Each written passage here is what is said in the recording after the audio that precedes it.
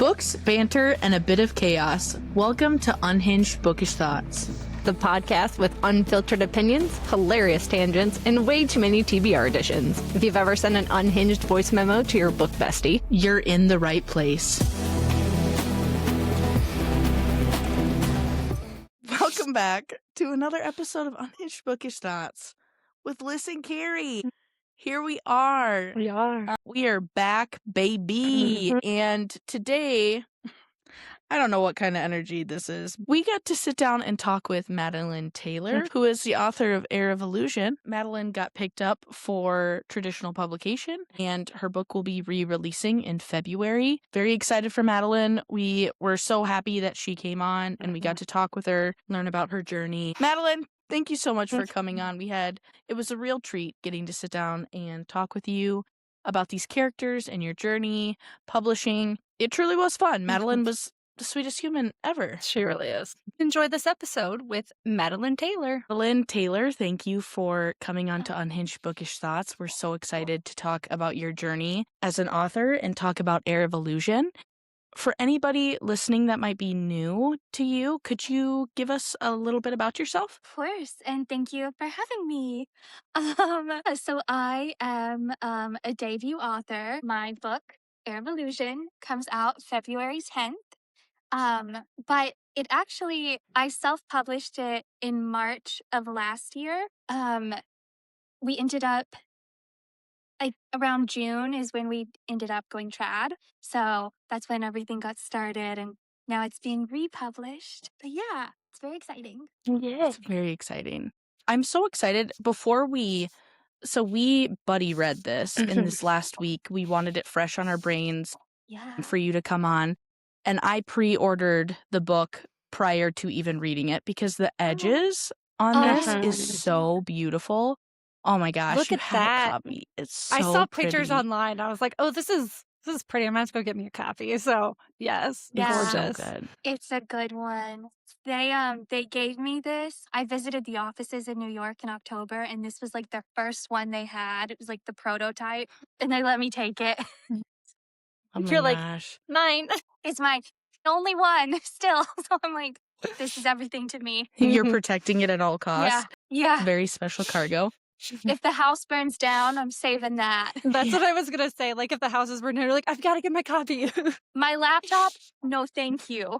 I'll take the book. I mean the book. So it sounds kind of like it was like a little bit of a whirlwind, like self-publishing into being picked up, like small window of time. You know what I like?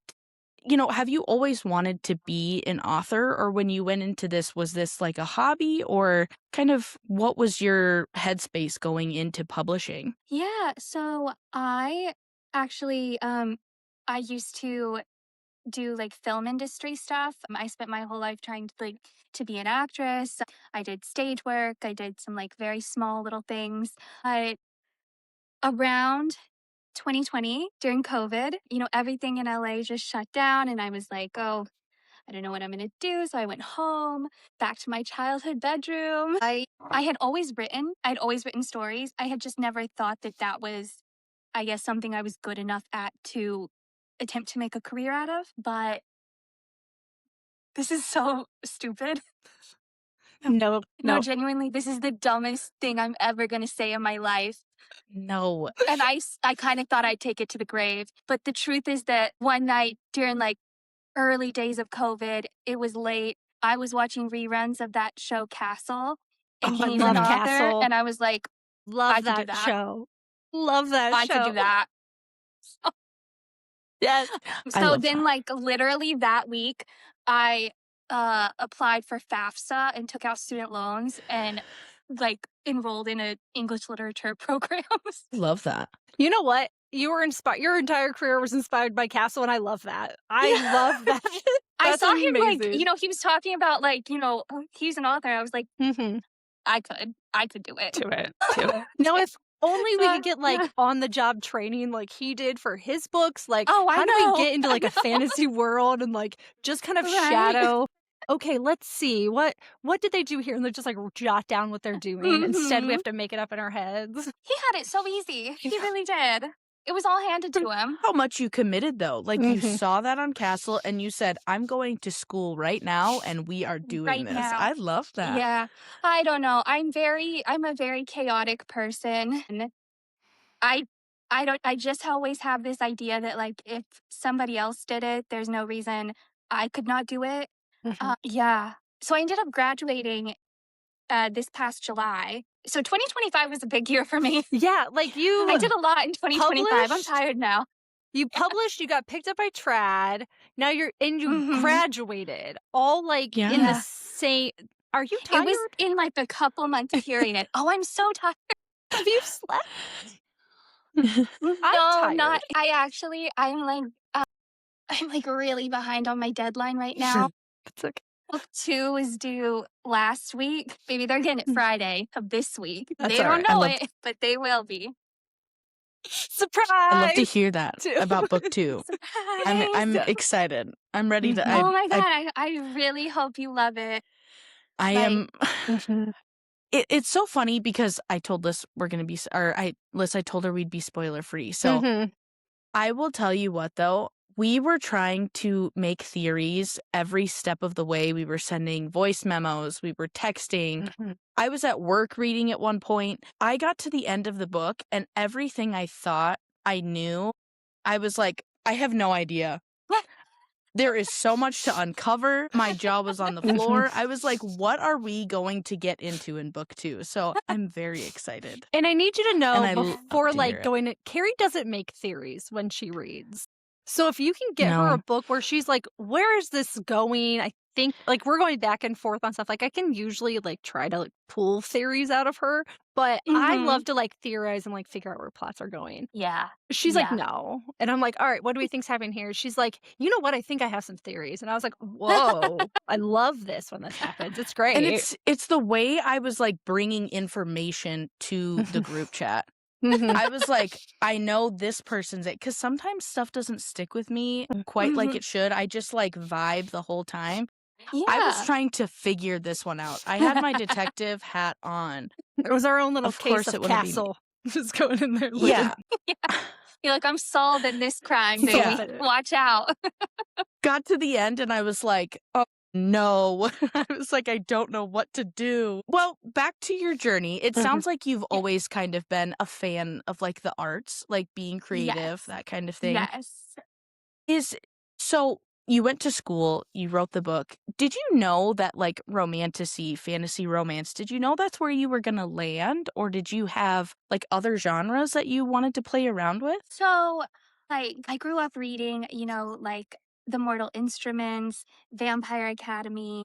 And while those kinds of things weren't like technically at the time being called like romantasy, they had those elements in them. So I kind of always knew it would be something that's not rooted in the real world. I knew there'd be like romance in it. And I love mysteries, and I just like to have some like spooky-ish elements, like we're unraveling things, we don't know where it's going. So I guess I just put all my favorite things into it and hoped for the best. That's also like the perfect way to sum up the book, like spooky elements, the romance, out of this world. And like the way that you start the book is so intense. We both were like out the gate. We were like, oh my God, we are getting in immediately out of the gate. Thank you. So we can like feel. I was really proud of that first chapter. I like wrote it and rewrote it and rewrote it. I was like, no, I'm getting this. I am getting it perfect. So thank you. Yeah, I can like talking with you, even though we're 10 minutes in, I can feel the energy that you had writing it. And I love that. I think that's my favorite part about like connecting this way is I love getting to meet the author of who created these characters and everything like that. Is there anything that like surprised you along the way? What about this experience were you like, oh, okay, wow, here we are. This is not what I was expecting. Yeah, I mean, there were so many moments like that, like within the writing period and then also within like the publishing period. Which do we want to go with? Any of them. Wherever your heart. So in the book, I knew like how it ended. And that was like all I knew. I knew that last line of the book. And then the rest of it, I was just like, well, I have to figure that out, unfortunately. So that is my job, apparently. So I like had to like figure out what is the most interesting way to get us to that place. But yeah, and then for the publishing aspects, my God, I knew nothing. I had no idea what I was doing. I don't know anybody who does this, and there's nobody I ask questions to. And I was just like, I'm going for it. So I just watched what other people did. Like I like to find patterns. So I would like look at authors I admire and try to find patterns between different ones of what like routinely works for people and what doesn't, as far as like publishing paths and like marketing strategies, and I guess it worked. It worked. You did great. Did great. Thank you. Great. I want to touch for a second on the timeline between you getting, like, you self-publishing to being picked up by trad, because that's happening. You know, we're seeing a lot of indie authors get picked up by trad, which is phenomenal. I love to see it. And it's funny how, like, I feel like social media has like really changed the game for a lot of indie authors, because when you published last year, because I distinctly remember this, because I'm also an indie author, so I am unfortunately chronically online as well. And so I got to see like you publish, and then it went boom, and it was like, oh, yeah, I think I called it very quickly after like you release. I'm like, guaranteeing she's getting picked up. I'm like, this Heir of Illusion will get picked up by trad. One of the big names, most likely, that because it just exploded. So like, for you on your end, how did that feel? Was it just chaotic? It was so chaotic. It was so chaotic because I published March 31st, my grandpa's birthday. Okay.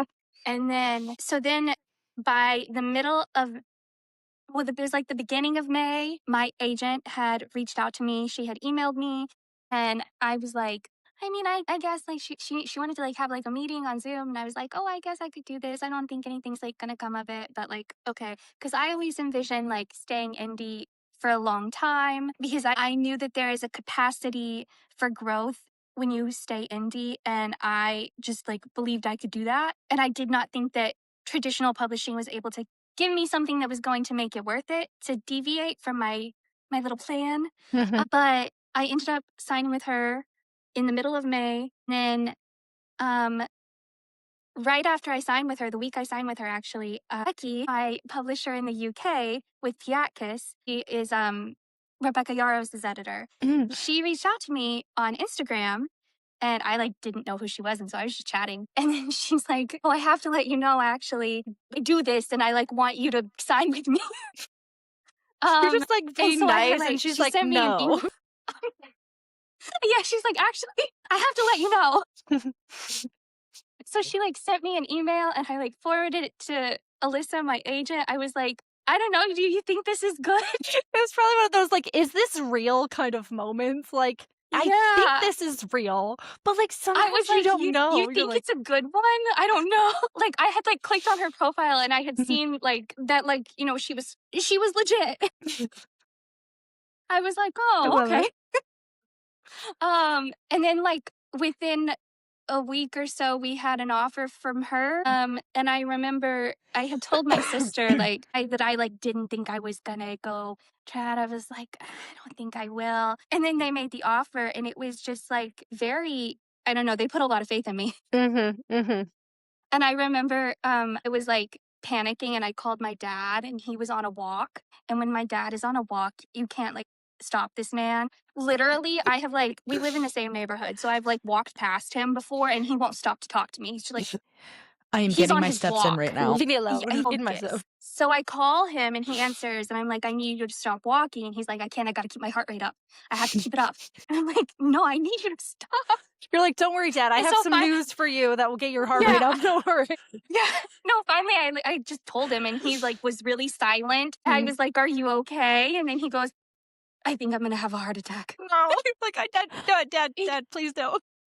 I was like, this is why you should stop. Please stop. Dad, I'm having a heart attack right now. I need your support. You can't. I'm doing it. This is my turn to have a heart attack, Dad. Yeah. Oh my God. And I had called my mom, and she was actually at the hospital for my grandpa's chemo appointment, and she announced it to the entire room. I was like, girl, we haven't signed anything yet. Girl, you can't be telling people. Mom, I actually don't know if there's an NDA yet, or like if we need to like. Yeah. And then she texted my stepdad, and he called me, and he was in the middle of a meeting with strangers, and he's on speakerphone and telling everyone in the room is like, well, congratulations, we're so happy for you. I'm like, so that was the first 5 minutes. I was like, okay, we're doing it. I guess so your journey was already like chaotic, and then getting input from your loved ones then also intensified the chaotic energy. I love this so much. I love it so much. So, it's like they were so passionate and like so supportive that they just couldn't contain their excitement. They're like, okay, we gotta tell everyone right this second. Anyone within like a 5-mile radius is gonna know. Oh my, literally, I think everyone in my entire town, I think they all must know at this point. I'm pretty sure. When you started writing, did you like let a lot of people into that, or did you kind of hold it like close to your chest just because you didn't know, or what was that like? I mean, I would tell people that I was like writing a book, but I wouldn't tell them what it was about. And I did not even tell, like, my family didn't get to read the book until like a month before I self-published it. Because I was just like, I don't know. It's so hard to let people read it. I don't like to think about that part of it. Yeah. Like, that part is very sickening. Yeah. It's kind of like, this is what I do. I'm going to type away and like then send it out, and then they need to stay over there. Yeah. And then I get in my head really bad. Like, oh my God, I just sent my sister some chapters from book 2, and she's not very like descriptive. She'll just be like, that was good, I liked it. She won't like say anything else. And I was like convinced she was lying. I literally called her later that night. I didn't even say hi. I was just like, were you lying earlier? Do you actually like it? I'm loving this because we have very similar energies when we're writing. Harry is the sister in this situation where I'm like, hey, can you just read this? I feel like I should just delete my manuscript. She's like, no, it's good. I'm like, you're lying to me. You're lying to me. It's so hard because you're just like, they just said that because they love me. Yeah. They hated it. Yep. They're all talking behind my back about how much they hate it. Yeah, like a very emotional like alpha reader. So when Liz was writing her book, I would send like paragraph messages, and I'd be like crying while giving feedback, and she was like, I know you love me, but like how do you really feel? And then I'd send another paragraph, and I just get like too emotional when I love something, and I could feel it when I was reading this. I was like getting angry and then like wanting to cry and then being like, I don't know what I'm doing, and I was pacing, and it was just You're feeling all the conflicted emotions while you're writing. Feeling it all. So yes. It was it was the way that we'd videotape ourselves reading it, then switch to a voice memo, because we really just wanted each other to know what we were feeling. Yeah. Well, because this process was so quick, we have a question that we always ask like our authors, and Liz, you're really good at this because obviously you wrote and everything, and I'm the reader in this. So when we ask this, I always let Liz take the lead. But are you a pantser, a plotter, or something in between? That is a great question. I always love to hear this because I'm like, I have no idea what any You're of like, that I don't means. even know what that So word is.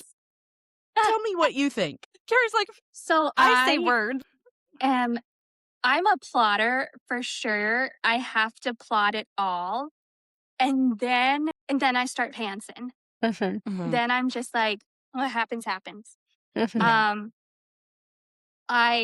I get really annoyed with the character, I'm trying to fit them in, and I'm just like, well, you're dead now. And then I go back and I revive them, and I figure out where to put them and like everything. But like if they're pissing me off, they're gonna be dead for a while. Yeah. They just have to be. Yes, love it. Yeah, I'm a cruel god. You need to make a shirt with that. If they piss me off, they're dead for a little bit. They gotta die just a little while. For a little bit.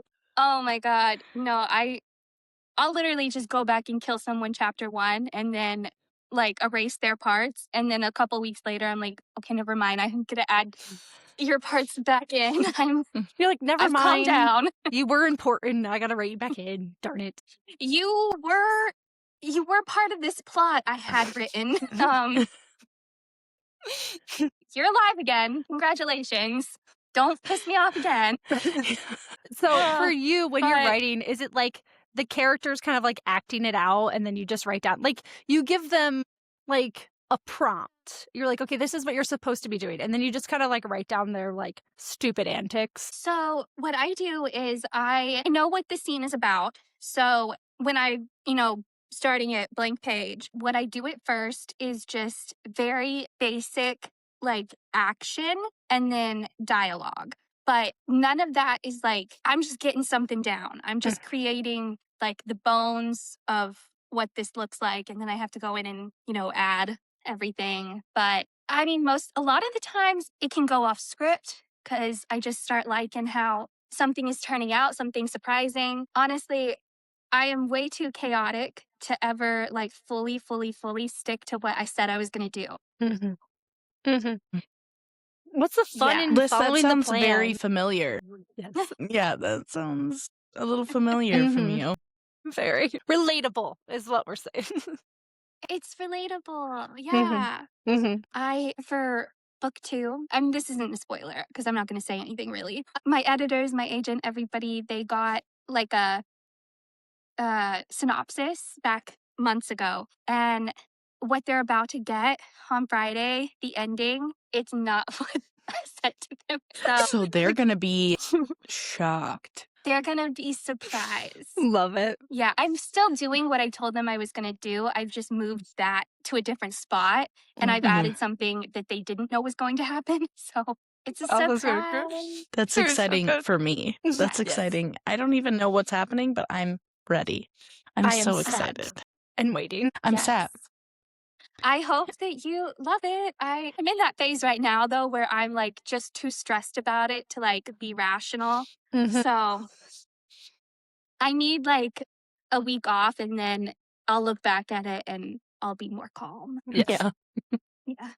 Give yourself some time to decompress and then come back to it and be like, all right, yeah, we're good now. Actually, it's all okay, surprisingly. Everything's fine.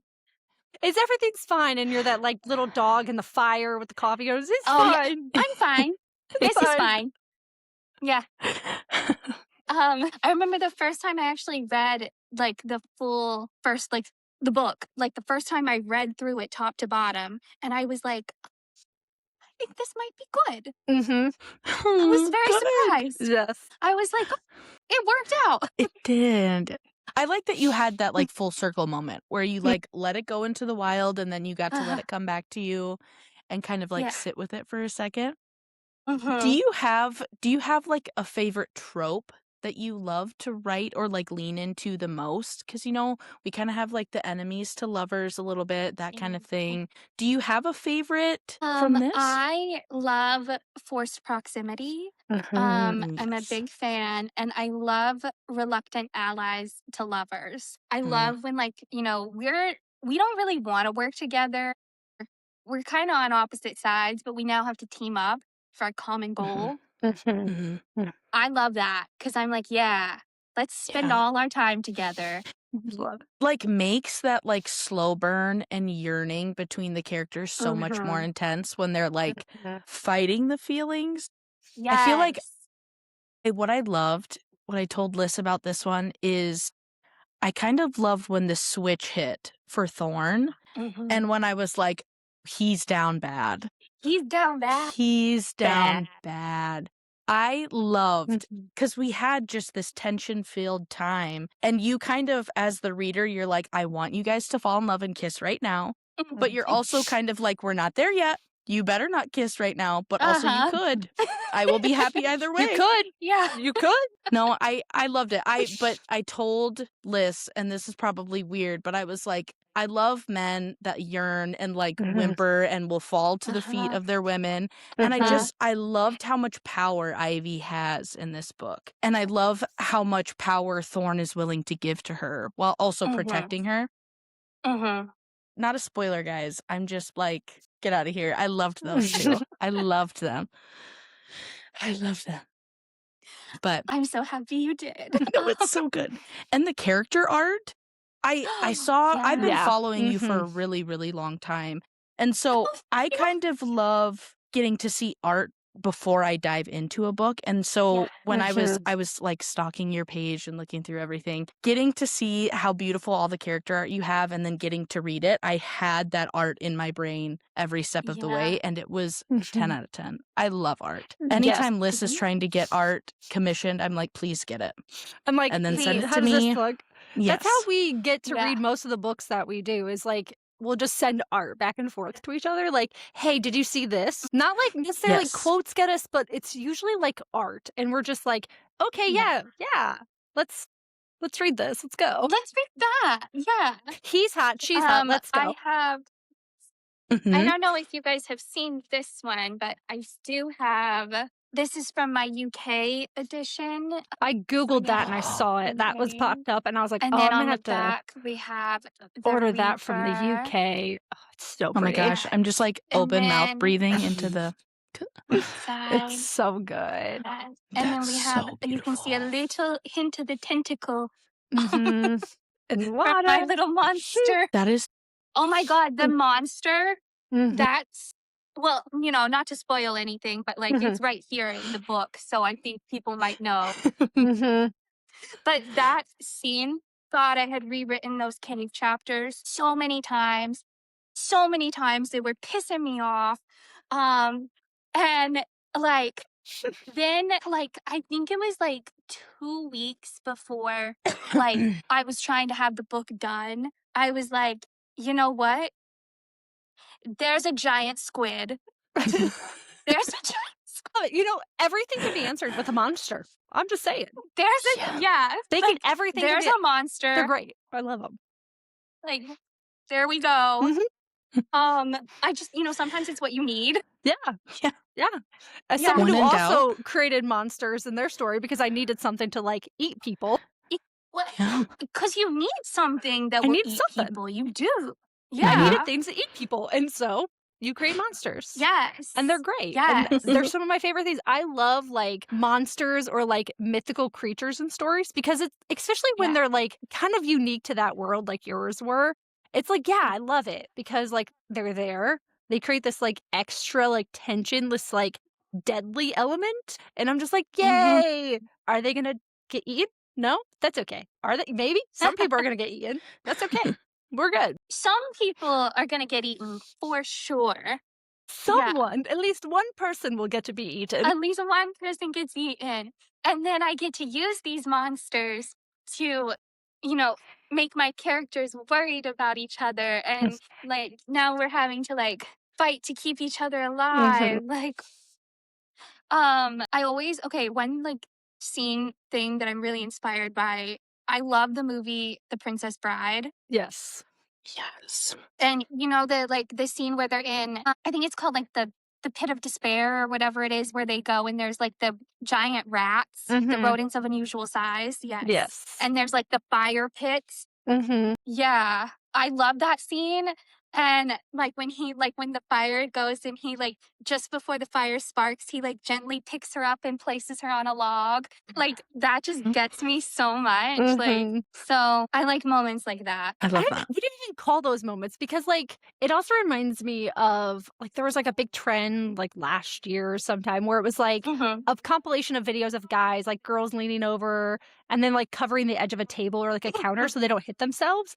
I'm like, I don't know what that trope is, but like that's it. Like you're putting them out of harm's way, making sure they're safe. Like I love that as well, and definitely and well it's executed. Like, such like a little kind of moment, you know. It's not like those like. It's not like a big grand thing. It's more just like going gently, just like you didn't even know you were in danger. I just gently rescued you before you even knew. It's fine. Yes. It's amazing though, because like as a reader, those moments are almost what stand out more than like the full-on things are happening, you know? Yeah. They could brush a pinky and I will lose sleep Oh my God. thinking about it. No, Kristen, like, kicking the our feet. hand scene Mm-hmm. in Pride and Prejudice, the hand scene. Yes. Yes. Yeah. There's a reason that's it's iconic, perfect. right? Like, we So love it. iconic. Yes. Mm-hmm. Off topic, but my Yeah. Christmas gift from my dad was the Mr. Darcy bust. Like the Aw. marble little statue. Yeah. That's He got me a adorable. replica. I was like, I love it. That's so thoughtful. It is. I You know. could like display it and find have them it on like really Etsy. cute. Yeah. I love that. It's on my bookshelf. I'm like, perfect. hey, Way to Mr. go, Darcy. Dad. What a win for a dad. I love that. I know. Yeah. Well, he loves that movie too. Like we watch it together a lot. So he's a big like time period like movie guy. Adorable. Love it. I know. What are some aspects of your characters and like their relationships that you found like most compelling to write and create? Yes. Sorry, my mind just went blank. You're okay. You're It okay. reminds me of like anytime someone's like, Carrie, our last episode when we're like, guess what book we're thinking of. You're like, all the topics, every single book I've ever read just flew out of my brain. Thing I've ever. No. It's like, the same thing also happens to like a lot of authors when like, what's your book about? You're like, I don't know. I don't know. What tropes Yeah, are and it? it's I don't know. I've read it at least 50 times, Yeah. and then it all just. No clue. And I'm like, huh? Oh yeah, what is that about? What is it about? Oh, I don't know. Oh my God, is there no? Did I? Yeah. But okay, what was the question? No, hey, I forgot the question, so let me look at my notes again. You're like, wait, hold on. Do you like when you are like creating these relationships Yes. and like creating the worlds and you have gods involved and everything like that, what was like the most compelling part of the story? Was it like the creating the gods? Was it the romance? I mean, probably a mixture of all. I feel like when I ask that, it's kind of open-ended, but yeah, what was like the most driving force or your favorite part of diving into this world? I love the dynamic between Thorn and Ivy. Those are they're my favorite parts to write. I love when they are on the page together, which is why that happens almost every scene. There's very few scenes where they will not at some point be on the page together because I just think it's really fun. Their dynamic is so fun to write. They have a really the back and forth. Love I wanted to do something where they both, a lot of times, you get told like these characters love each other, but like sometimes I begin to question like reading books, like I know they love each other, but do they like each other? Yeah. Do you guys actually like being around each other? Like, I don't know. And I wanted something where it just like you could feel that they genuinely do like to be in one another's company. Like they adore each other. And they bring out really great sides to each other. Like around everyone else, they're both they can be vicious, they can be cruel, like they've had to be. But then around each other, there's like this softness. Oh, okay. So I'm a huge, I don't know if you guys are Vampire Diaries girlies. I am a Vampire Diaries girl. Klaus and Caroline, that is my pairing. And the way that he is so brutal and he's just like killing people all the time. But then she's like, Klaus, and he's just like, oh, anything for you, Caroline. Whatever I could do for you. No, but that's so true. That is Thorn. Yeah. That Yes. is so true. It's like that, yeah, he's going to kill a lot of people. But then he's like, oh my God, Ivy, but do you need something? Could I get anything for you? It makes me think of hanky? Like a little handkerchief, let me dab the blood from your face. It just makes me think of like, I'm not going to go too far or we'll cut this, who's to say, but like in the alley scene when he shows up and then murders a bunch of people. And and then he kind of looks at her, hey, sweetie. But hey, babe. Hey, sweetie, are you okay? You okay? You good? Do you see anybody that's not dead that you want dead? Because I am happy to kill them for you. Like, say the word, honey. Or immediately when he finds out, again, guys, we might cut this out, but the collar, he's like, well, I'm going to kill him. God. Well, we're just going to take care of it. He's like, done. Well, it's immediate. Well, he's dead. Hey, easy fix. You don't like he's your dad gone. either? Dead too. He's just such immediate, always like, oh, I can fix that. I could fix that. Holes. Sam, do you guys see holes? Yes, yep. Yes. Mhm. Yes. When he's always like, I can fix that. Yep. That's my perfect man, babe. Like, thank you for being competent. Thank you for being proactive. Like, And then kind of like that stubbornness from Ivy when she's like, no, I've got this actually. yeah, she's like, You actually, you just killed a bunch of people. I had it, actually, sir. And then he's like, I love you though. She's like, I'm sorry It's I killed them perfect. for you, but it's okay. Do you want me to bring them back so that you can kill them again? Okay. yeah. No, that would be Writing- good though. I feel like writing those two, like the banter, how they like butt heads, but it's like there's so much tension and love, and it's just incredible. Mhm. I am curious. Writing Baylor. Am I saying his name right? Yes. Is it Yes. Baylor? Baylor. How was that headspace that you had to get into for him? Okay, that one, sometimes I would feel like really bad about like the things I was like doing. And I Yeah. was like, oh God, I really like, am I crossing a line? Like, is this too far? Like, Mm. I was really unsure, like, if like I was taking things like past an okay mark. Mhm. Cause, you know, he's pretty awful. Yeah. Like, the Agreed. situation, bad. Yeah. Like the things that he's done to her, the way that he has like groomed her and manipulated her from the time she was so young, and like, yeah, that was very icky. Yeah. It's Yeah, heavy. But I it think was. it's heavy, and it adds so much like levels to Ivy as a character. Yeah. You know, in the book, we have a way to get like our anger and our frustration out when we're like thinking about him, you know. I would really love to just see Ivy and Thorn just get to like at the same time against Baylor. I would love just 9 chapters of him just getting what he Just deserves, torture. you know. It's fine. I also want to say that, like, I always feel it's a good villain if even the author doesn't like them. Like, if Yeah. you're writing them and you're like, Mhm. I despise this person, I feel icky being inside their thoughts, you know that's a good villain because, like, I don't want to write them, but I have to. Like, it goes along with the plot.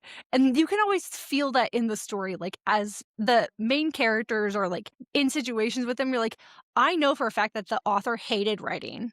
Like Baylor, I would have despised writing that man because you can feel it. I'm like, I know, because you're just like, ew, this man is gross. Ew. I'm like, Ew. yeah, yep, Ew. Yeah. comes There through was very well. yes. Mhm. Thank you. There was a chapter that like I like wrote and rewrote. I think it is chapter 26 or 7. 26. It's I mean, not to spoil anything, but like it's this scene with him. He's like in her room unexpectedly. And when I did not like writing it at all. Like I waited so long too. I like really just like I just like skipped it for a long time. And then I had to come back to it because, you know, had to be there. But yeah, that scene, and I was so anxious too, because I was just like, am I like, is this too far? So because it's always hard to know because it's like, you know, when you're not, you know, Mhm. that person, their actions seem very extreme. Yeah. I think it And was it's- very authentic to the character, though. And I think that's why, Yeah. like, does it icky? Is it icky? Yes. But it's supposed to be icky kind of thing. Like, he's a gross person. Like, he is like the way he is. And so Yeah. I think that because I know exactly what scene you're talking about. I think Yeah. for that character, it was so authentically them, which is why it felt like it didn't cross the line. Is that like appropriate to Yeah. like, okay. Like, Yeah. it felt right Yeah. for them.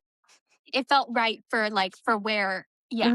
It's weird for That's the what I situation would being hope. like you needed to put that there. Yeah. Yeah. Yeah. You feel like really locked in with Ivy in that moment. And Yes. I think you feel yeah. very stripped down and like vulnerable with her in that moment. So I think you handled it incredibly well. I think any of the parts that could have been seen as like like triggering themes. I don't like to, you know what I'm trying to say. I think that you handled everything very well. And I feel like the characters' responses to those actions and the words and everything, you had a way of making those really yucky situations like right, if that makes sense. So you did a great job. And I'm very excited to see what kind of darkness you bring us to in the second book. Because it just all works. It works. And speaking of darkness, we love a shadow daddy. So thank you for that. True. We love a shadow. Yes, what a weird segue. We're talking about like darkness, and then I'm like, hey, let's talk about the shadows. Shadow daddy. I had to explain to my dad what a shadow daddy because like he was like reading on Goodreads the ARC reviewers, and he was like, they keep talking about a shadow daddy. And I'm like, so. Hey, Dad, sit down for this one. Don't be on a walk for this one, Dad. And we were like at my grandparents' house. Oh, when no. And I'm like, was just thankful that like my grandpa had bad hearing. It's fantastic. I love your chaotic family. They're fantastic. Love them. Yeah. Very chaotic. But my shadow daddy, I fucking love him. What an icon. And I love his snakes. We will be seeing much more of the snakes in book 2, which I'm so excited about. Do we know the title of book 2 yet? Because I looked and I was like, do we have it yet? Or has it been announced? I mean, we know it. You know. Has it been announced yet? No. I'm sure that it's like somewhere, but they haven't like said it yet. I think that they don't want to say it until book 1 is re-released. And then they'll probably and then that makes sense. we have a title, we have a release date, the cover is being worked on. So we've been like shopping taglines. You guys, people just don't know it yet. I was like, am I just missing something? Like, am I just not doing my research? I'm like, I'm pretty good at researching stuff, like typically. But I was like, I bet it's because it's getting re-released. And so I was like, it's probably not going to happen until after that. And I was just sitting there, I was like, okay. And then I was like, ooh, what is it going to be called? And I was like, we'll find out. But I bet we'll have it, and I'm excited to see what comes out of it. I'm excited to see the cover, too, because I'm assuming that they're probably going to coordinate a little bit, especially with those edges. And I'm very interested to see what they do. No, I'm so excited. I know that the cover designer, he is working on it right now, and I'm so excited. Like, it's really hard to like not like, constantly be like, hey, any updates? Hey, how's it going? Can I keep poking him on the shoulder? Like, can I look at it?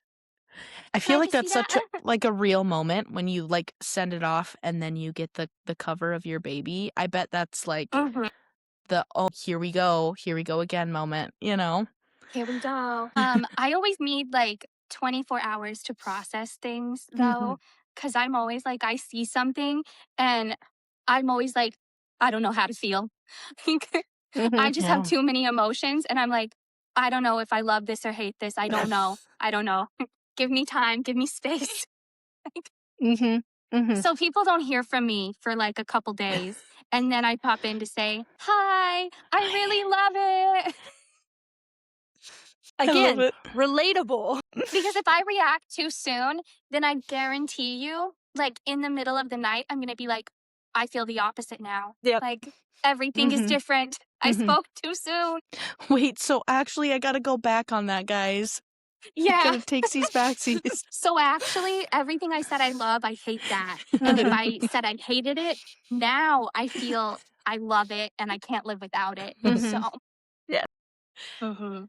Yeah. Well, now we have some fun questions. These ones will be like way more lighthearted, but we'll end on like a fun. If your book had a theme song, do you know what it would be, or did you like have a playlist or a song that stood out while you were writing?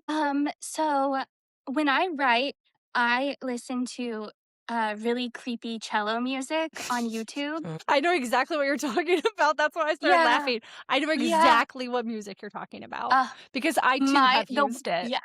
Yes. The one that I love the most, it's called Nothing Feels the Same. And I have to look this up now. Well, I can't remember who like the creator, but it has a creepy castle as the cover image. Love that. That plays on repeat. I like the ambiance of that. Like, you are getting into that Yeah. spooky headspace. Yeah.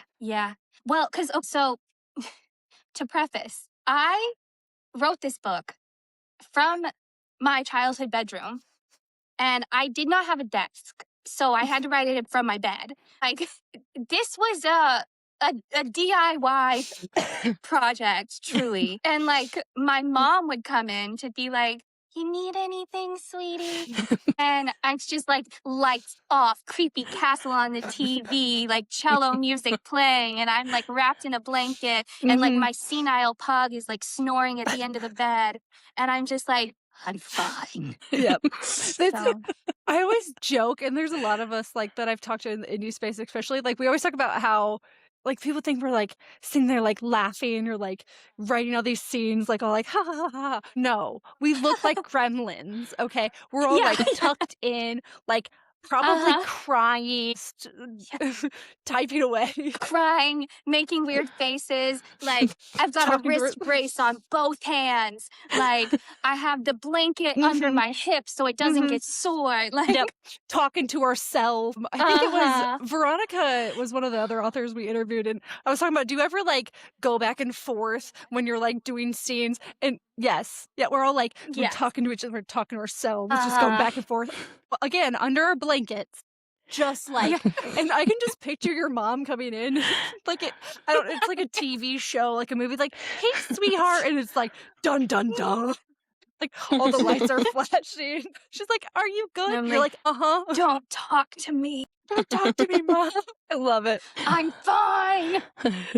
As you're like sobbing. No, tears. And then, you know, like, I'll like crawl out of the bedroom.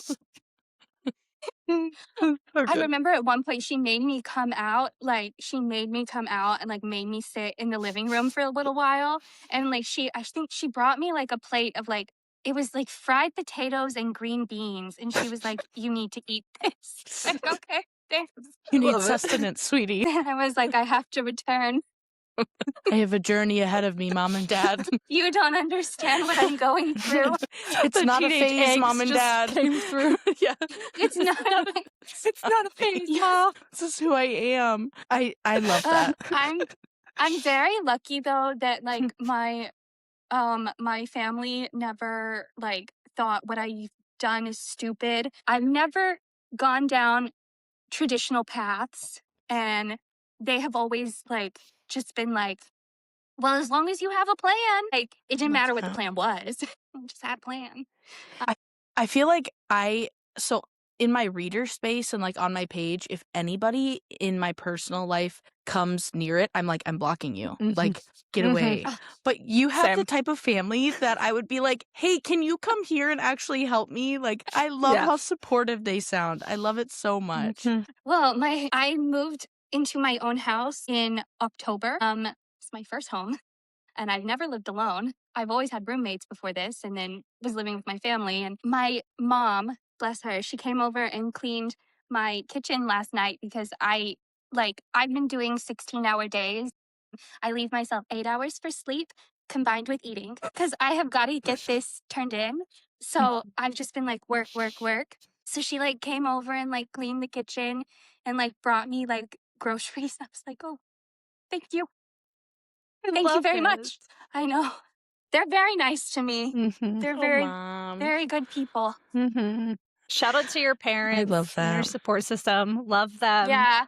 Love them. Love them. Love them. So other than green beans and potatoes, do you have like a favorite snack when you're writing? Like, do you have like a go-to that helps you get inspired, or like a candle or anything like that? Do you have anything? So I feel like there's like two things that really help me function. And one is Dr. Pepper Zero. I'm really grateful to live in a time when that exists. Yes. I am shocked by I don't how want to many know authors who I'd be without it. drink Dr. Pepper in general. They It's don't. like a thing. I didn't know. It's everything. I'm like, it's everything. it's like, so funny. It's ambrosia. Like, it's the nectar of the gods. Yeah. And then my other thing I can't live without is Zoloft. Yes. Shout out. Shout out to medication. I love her. Shout out to medication. Shout out to my girl. Mine's Vyvanse, I wouldn't be so here yay. without you. Give him a high five. Good job. So those are like my little go-tos, I would say. Madeline, My I think daily treats. you have just given me the favorite answer we've ever had to this question ever, I think. You just won me over. Acknowledgements? Didn't you like thank Citrulline? Yeah. I thought I was like, wait a second. Citrulline. You thanked Zoloft. That's her generic name.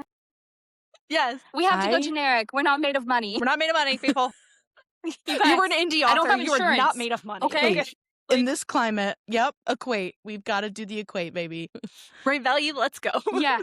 My generic brand Zyrtec. Yeah, I love her too. The Costco one. You got to get the Costco version of that. You get $3.65. We have Sam's. Oh, we have Sam's here. Yep. So I do the Sam's version. Yep. It's so good. Yeah. Yeah. Okay. If you were stranded on an island, which character would you want to be stranded with you? Are you looking to get off the island or just have fun here? Let's do both. Give us both answers. Yeah. Okay, if I wanted to get off the island, like Thorn, because he has wings. Like, this is true. We be flying. Sold. Bye. And then, you know, if I'm just looking to vibe, me and my bestie Darrow, we'd be having a great time. My king, I love him. Yeah.